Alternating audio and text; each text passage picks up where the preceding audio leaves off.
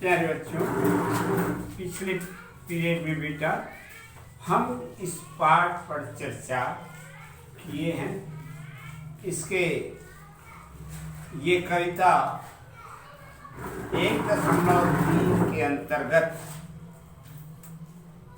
कौन सा है, क्या नाम है इस कविता की?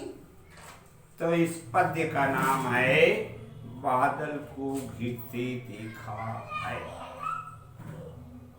ये नागार्जुन जी की लिखी हुई कविता है। बड़े पहुंचे हुए काव्यकार हैं ये। हाँ, और ये पाठ मैंने इसका व्याख्या तुम लोगों को बतला दिया है। अब इस पर से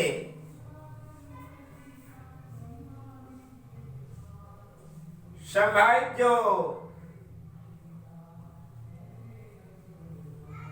अभ्यास है उस पर चर्चा करते हैं। देखो, अभ्यास पाठ से कहता है, प्रश्न क्रमांक 1 क्या कहता है? मानसरोवर के कमल को स्वर्णिम कमल कहने का क्या आशय है? द्वितीय, बादल को घिरते देखा है कविता के प्रकृति चित्रण को अपने शब्दों में लिखिए। तृतीय, कवि चकवा चकी द्वारा किन मनोभावों को कविता में बताना चाहते हैं? चतुर्थ, कवि ने कस्तूरी मृग का उल्लेख किस संदर्भ में किया है? ये 4 प्रश्न हो गए। पंचम देखो, भाव स्पष्ट कीजिए। क, ऋतु वसंत का सुप्रभात था, मंद मंद था अनिल बहरा, बालारुण की मृदु किरणें थी, अगल बगल स्वर्णाम शिखर थे। ये अंश और ख में एक अंश है। क्या है वो? दुर्गम बर्फानी घाटी में 7 सहस्त्र फुट ऊंचाई पर अलग नाभि से उठने वाले निज के ही उन्मादक परिमल।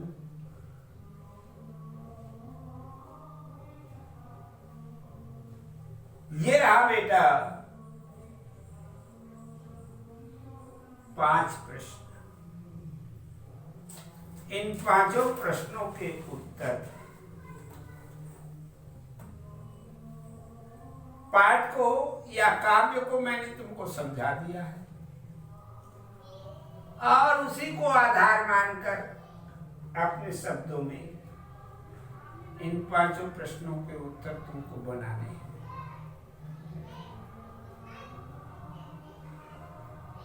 उसके बाद पाठ के आगे ध्यान दो।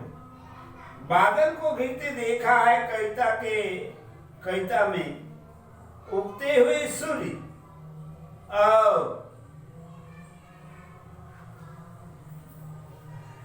उस समय के प्राकृतिक दृश्य का चित्रण हुआ है। उसी प्रकार अस्त होते हुए सूर्य के संध्याकालीन दृश्य पर समूह में बैठ करके 4-6 पंक्तियों की कविता रचना किसी बनाइए कहता है। मैंने अपने गुरुदेव की कविता तुम लोगों को सुनाया था।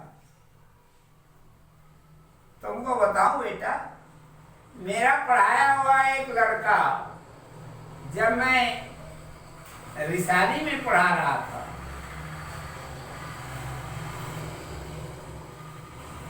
वो देशमुख लड़का था, उसका ससुराल इसी गांव में था।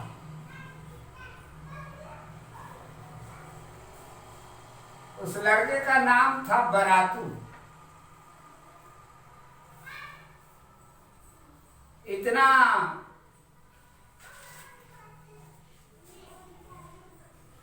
अच्छा लड़का था कि वह किसी के बारे में यदि कुछ भी कहते ना, चलो कविता बना दो करके, तो फट से वो कविता बोल देता। एक बारे में कविता तब बना बता के तो बोल देती सो। ऐसा नहीं सो। उसका विवाह यही चंदखुरी में हुआ था। एक देशमुख के यहाँ से लड़की गई थी। उसके 2 बेटे हैं, वो यही रहते हैं चंदखुरी में। मणि देशमुख है, पूर्णिमा नाम की लड़की उसके लिए गई थी, जो है वो दुर्गा चौक के पास उसका घर है। तो उसका छोटा लड़का इतना कुशाग्र हुआ कि 10वीं क्लास के बोर्ड की परीक्षा में वो प्रावीण्य सूची में आया। उस लड़के का नाम, हाँ, मैंने उसको ट्यूशन पढ़ाया था उस लड़के को।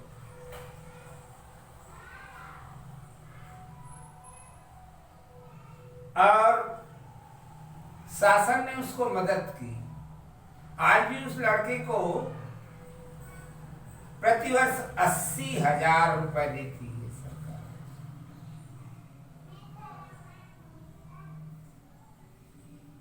मुझको आके बताया लड़के ने कि सर ये चेक आया है।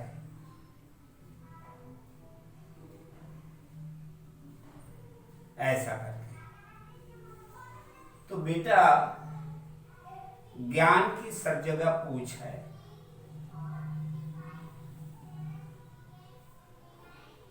इसलिए निरंतर प्रयास करना चाहिए। प्रयास करने से सफलता मिलती है ना। तो इस प्रकार ये जो है पाठ के आगे में जो कह रहा प्रश्न कि कुछ पंक्तियां लिखो, इस पर से चर्चा हो गई। तो मैंने तुमको बताया कि यदि तुमसे बनती है कविता तो जरूर बना के दिखाना। समझ में आया ना। कहते हैं होनहार विद्वान के हो चीखने पार। जो होनहार बच्चे होते हैं वो छुपाए नहीं छुपते। अपनी कुशाग्रता कहीं ना कहीं किसी न किसी प्रकार से दिखाई देती है। तो बेटा तुम लोगों में यदि कोई है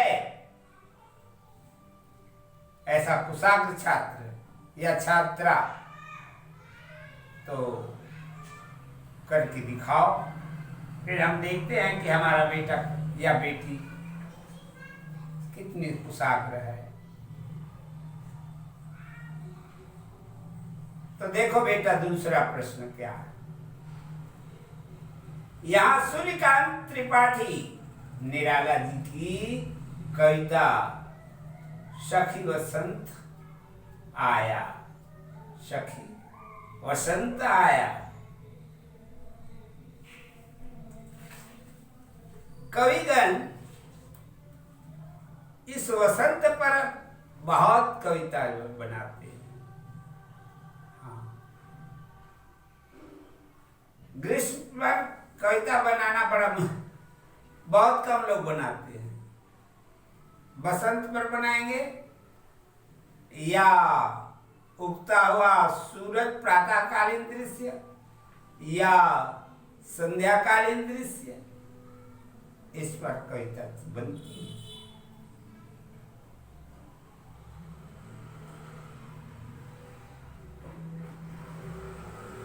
सखी बसंत आया का कुछ अंश दिया जा रहा है। ये बसंत आया का कुछ अंश नीचे दे रहा है। किसकी है? कविवर निराला जी की। निराला जी का पूरा नाम था सूर्यकांत त्रिपाठी निराला।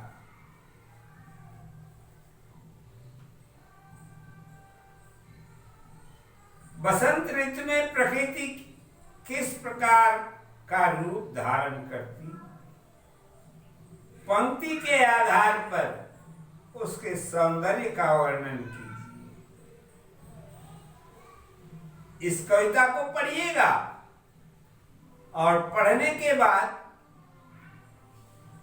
ये कौन सी विशेषता रखती है,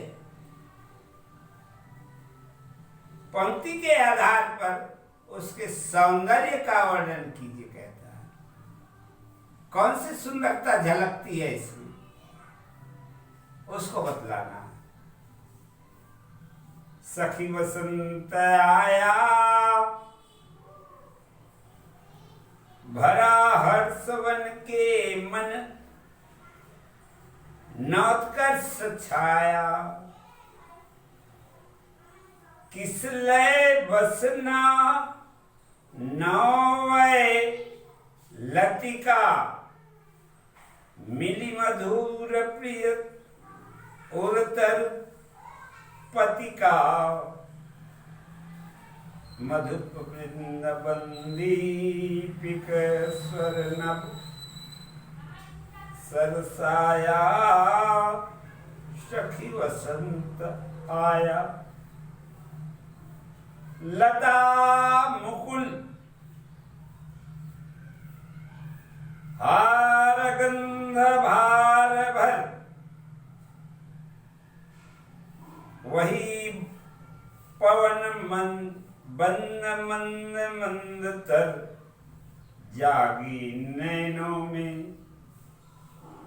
वन यौवन की माया, सखी वसंत आया।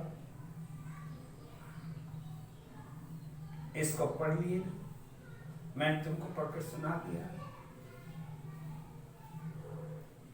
पढ़ने के बाद ये क्या भाव देता है इसको समझिएगा और समझ करके ये जो प्रश्न है उसका उत्तर लिखिएगा।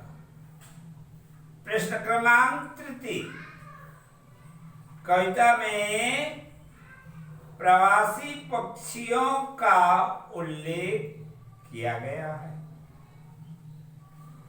पता कीजिए मौसम के किस बदलाव के कारण प्रतिवर्ष प्रवासी पक्षी अनुकूल जलवायु के लिए दूर देश से आते हैं। साथ ही यह ज्ञात कीजिए कि भारत में प्रवासी पक्षी कहां कहां से आते हैं, कितने समय तक रहते हैं और कब लौटते हैं। ये प्रवासी पक्षी का किसी जानता था?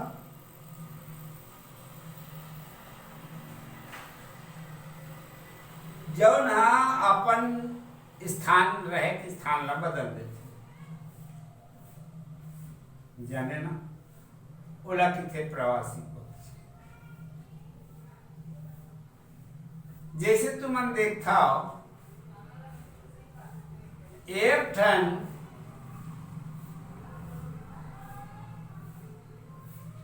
ऐसे पक्षी रहा है जो ना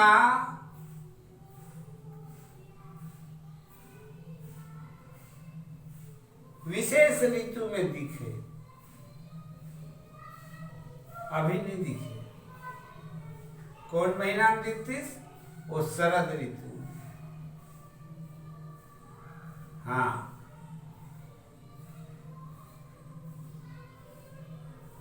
वो चिड़ै का नाम बताओ। वो चिड़ै जेकर मूड में ऐसे ढंग के पीख लगे, पीख निकले थे ऊपर डह और डहानी डहानी थे वो करिया करिया डहानी। अभी वो चिड़ै देखे पर नहीं मिले बेटा, कहूँगे जब बसंत ऋतु आई ना तब वो दिखे बर मिली। समझे ना? तो वैसने तब तक के लिए वो कहाँ रहती है? किसी अन्यत्र रहती है। जब बसंत ऋतु आएगी तब ये पक्षी जो है, बसंत ऋतु नहीं शरद, तब ये पक्षी जो है हमारे इस भारतवर्ष में दूसरी जगह चल रही थी, दूसरा प्रांत में। समझ में आया? मौसम के अनुसार पक्षियां जो है स्थान बदल देती है, उसी को प्रवासी पक्षी।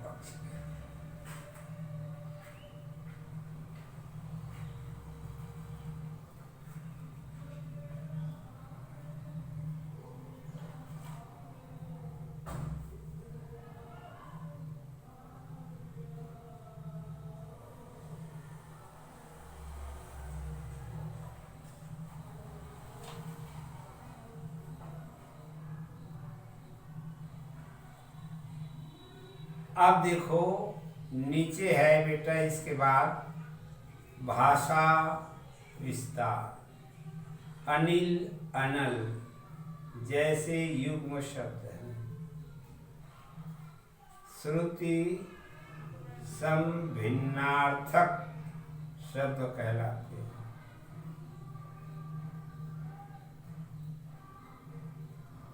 संभिन्नार्थक शब्द कहलाते हैं। अनिल अनल एक ही तरह के लगते नहीं, परंतु इन दोनों का अर्थ अलग अलग है।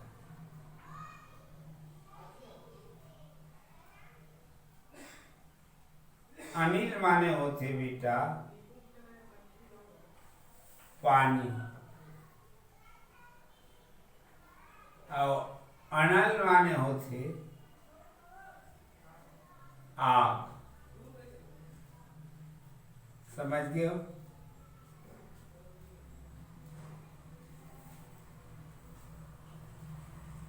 अब ये दोनों शब्द में का के अंतर है, थोड़े से अंतर है ना।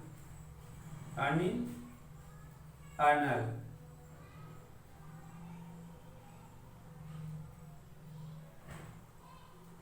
देखो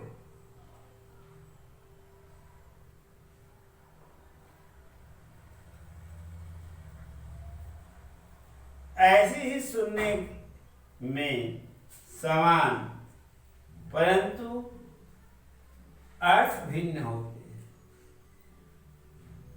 जैसे अंश माने हिस्सा और अंश माने कंधा।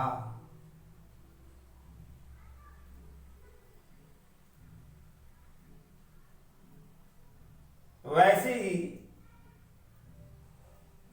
अपेक्षा और उपेक्षा। अपेक्षा के मतलब ही इच्छा होते और उपेक्षा के मतलब होते निरादर।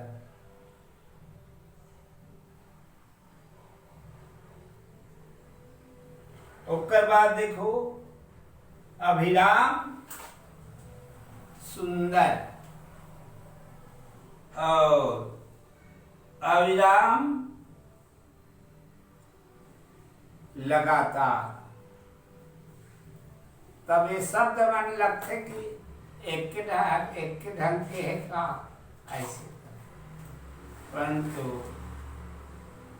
इनका मन के आशा अलग अलग है। इनका मन के उच्चारण है एक ही तरह के ऐसे महसूस होते, परंतु थोड़ा सा भिन्न रख लेने के अर्थ में बहुत परिवर्तन हो जाता है। ठीक,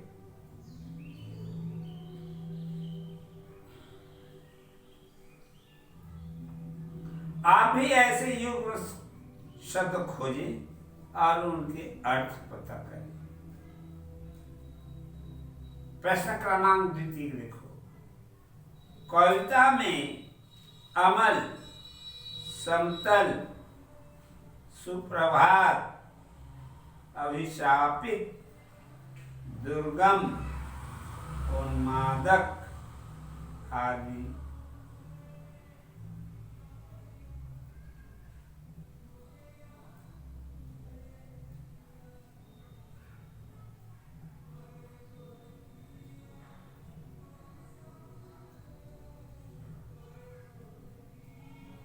उपर्युक्त शब्दों में निहित उपसर्ग को अलग कीजिए। जैसे अधनमल तो का हुई अमल बन जाए ना। अनल में और नल अनल हो जाए। समधनतल समतल हो जाए। सुधन प्रभात सुप्रभात हो जाए। ऐसे ख इन उपसर्गों के योग से बने 5 अन्य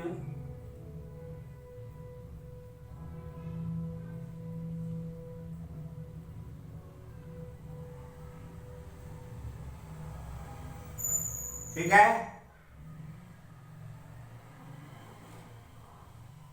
इन उपसर्गों के योग या मेल से बने 5 अन्य शब्दों को लिखिए। ये रहा बेटा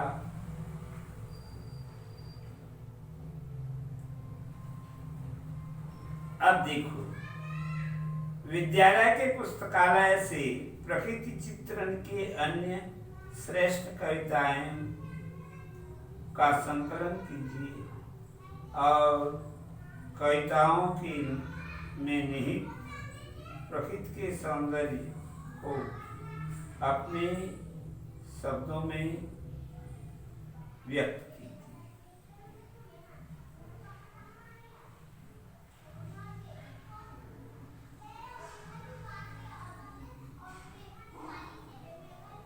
उसके बाद देखो,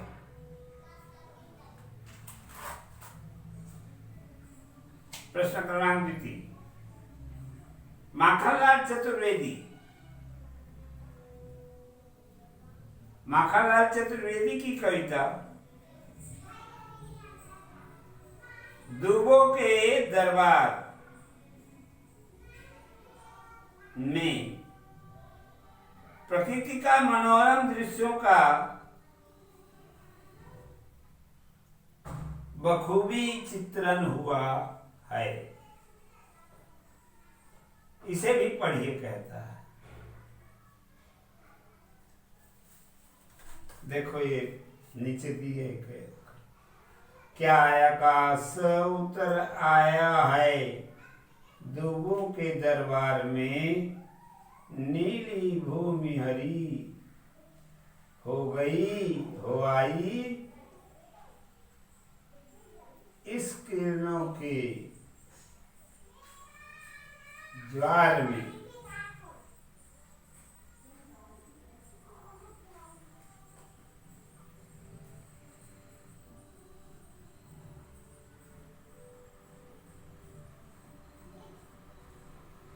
क्या देखें तरुओं की, क्या देखें तरुओं को उनके फूल लाल अंगारे हैं। ये एक अंश है। दूसरा अंश और देखो आगे। वन के विजन भिखारी ने वसुधा में हाथ पसारे हैं।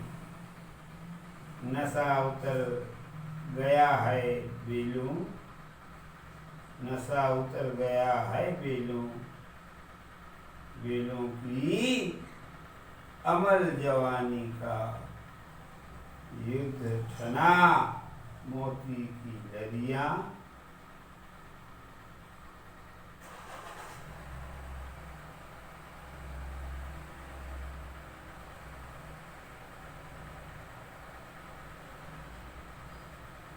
युद्ध ठना मोती की लड़ियों से दूबों के पानी का। ये जो कविता है, कौन सी कवि की कविता है? एक राष्ट्रीय कवि माखनलाल जी चतुर्वेदी इसकी कविता।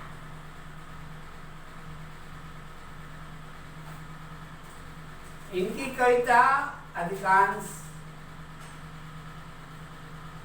राष्ट्रीय भावना से भरी।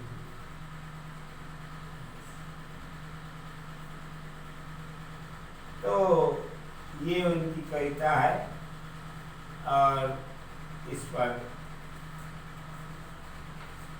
आगे आप देखो बेटा और दिया है क्या कहता है। तुम न नृत्य कर उठो मयूरों मयूरी, दुबों का हरियाली पर हंस तरस खाए उस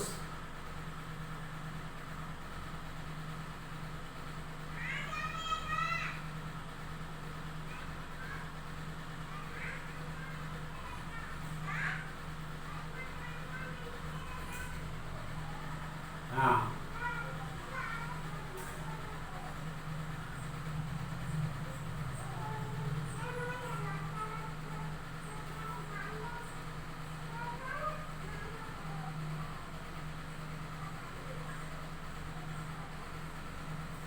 उस मुक्ता बोने वाले माली पर ऊंचाइयों फिसल एड़ी फिसल पड़ी है। निचाई के प्यार में क्या आकाश उतर आया है दुबों के दरबार में। इस तरह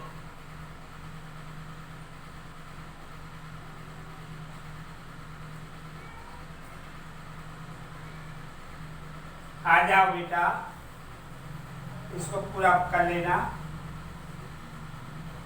अब इकाई क्रमांक 2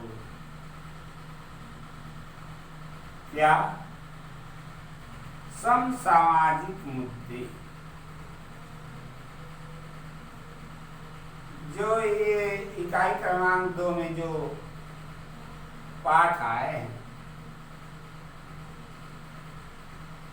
वो साहित्यकार ने सामाजिक मुद्दों पर अपनी लेखनी चलाई है, जिसमें कुछ कवि को आनंद आता तो कुछ को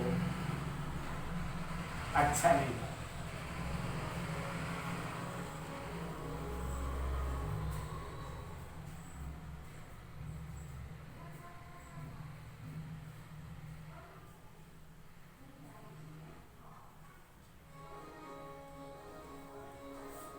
तो देखो,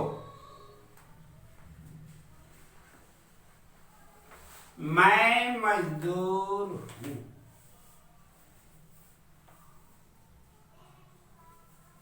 पाठ का नाम है 2.1। इसके लेखक हैं डॉक्टर भगवत शरण उपाध्याय। डॉक्टर कौन थे?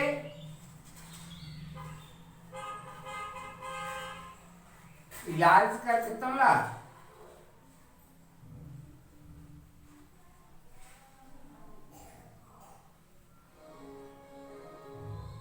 डॉक्टर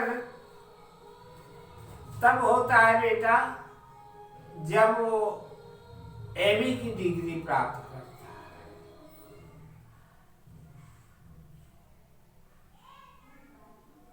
बहुत पढ़ा लिखा विद्वान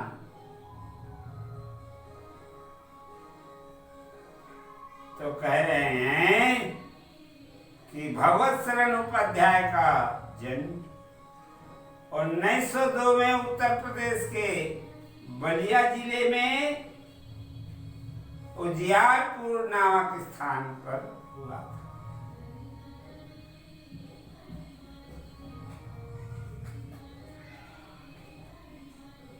इन्होंने संस्कृत हिंदी साहित्य का इतिहास, संस्कृति एवं पुरातत्व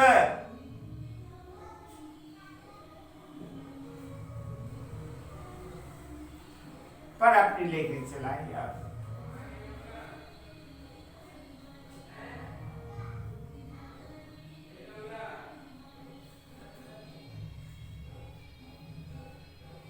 इनके लेख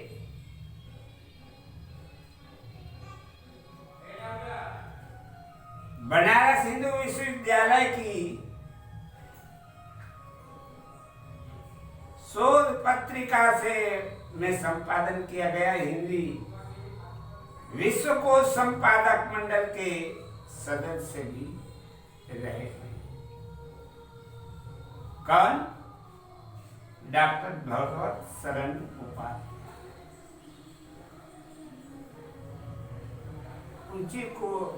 ऊंचे दर्जे के लेखक हुए।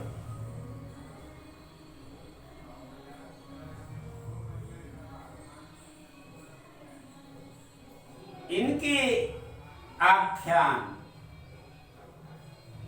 चिर संग्रहणीय है। इनकी भाषा शैली तत्सम शब्दों से युक्त साहित्यिक खड़ी बोली है। अच्छा ये बताओ बेटा, तत्सम काला किथे? तो पढ़े ना तत्सम और तद्भाव। तद्भाव काला किथे और तत्सम काला किथे?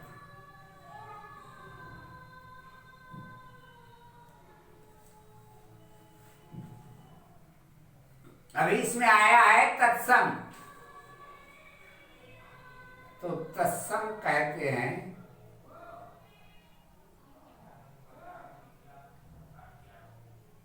ऐसे मातृभाषा के शब्द जो देवभाषा संस्कृत से उनका बुनियाद है।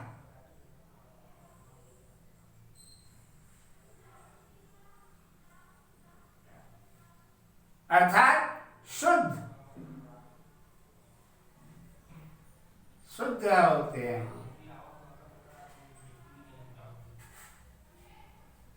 और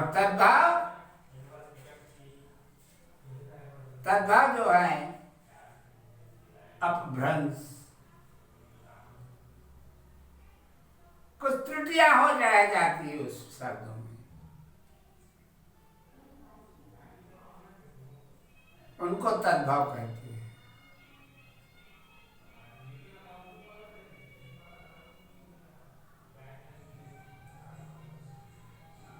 तो हम देख रहे थे अभी, मैं मजदूर हूं, भगवत शरण उपाध्याय किए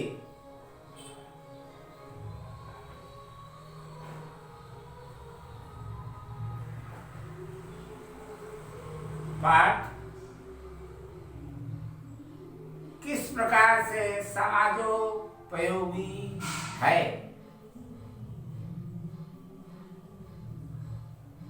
इनकी भाषा में तत्सम शब्दों का प्रयुक्त साहित्य खड़ी बोली है। आपने विवेचनात्मक भावुकतापूर्ण चित्रात्मक भाषा का प्रयोग तथा कहीं कहीं चित्ररेखा शैली का भी प्रयोग किया है।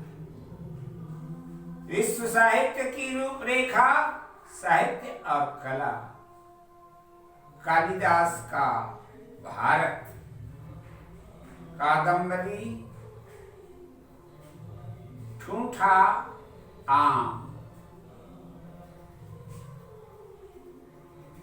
युद्ध वैभव, सागर की लहरों पर इतिहास साक्षी है आदि इनकी प्रमुख रचनाएं हैं। उपाध्याय जी कि ये रहा बेटा संक्षिप्त